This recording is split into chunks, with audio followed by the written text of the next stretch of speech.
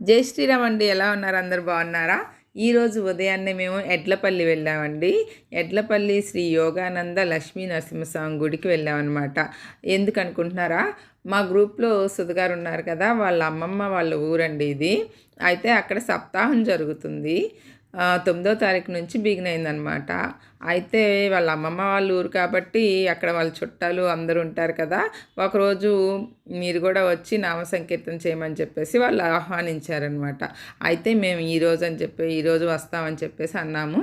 ఈరోజు ఉదయాన్నే 7:30 కల్లా ఎడ్లపల్లిలో ఉన్నాము. అప్పటికే అక్కడ నామ సంకీర్తన జరుగుతూ ఉంది.